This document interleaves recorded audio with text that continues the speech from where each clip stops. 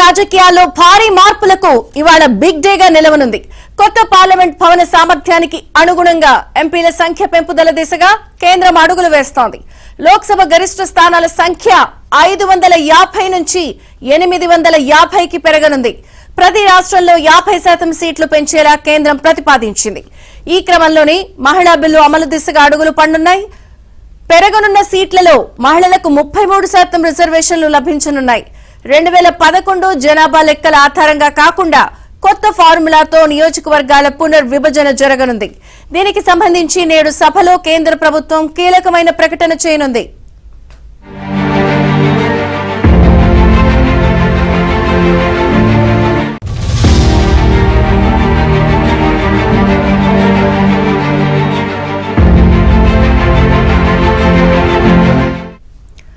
ఇక ప్రభుత్వ నిర్ణయాన్ని వ్యతిరేకిస్తున్న విపక్ష కూటమి వ్యతిరేకిస్తోంది. అలాగే జనాభా నియంత్రణ పాటించిన రాష్ట్రాలకు అన్యాయం జరుగుతుంది అన్న ఆందోళనలు సర్వత్రా వ్యక్తమవుతున్నాయి.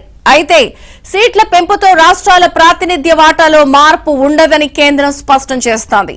దక్షిణాది రాష్ట్రాల ప్రయోజనాలే లక్ష్యమని చెప్తోంది.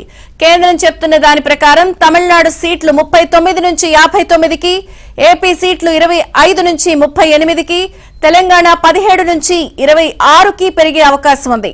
ఉత్తరప్రదేశ్ లో లోక్సభ స్థానాలు అత్యధికంగా 120కి చేరనున్నాయి. మహారాష్ట్రలో 72, బీహార్లో 60 సీట్లు చేరనున్నాయి.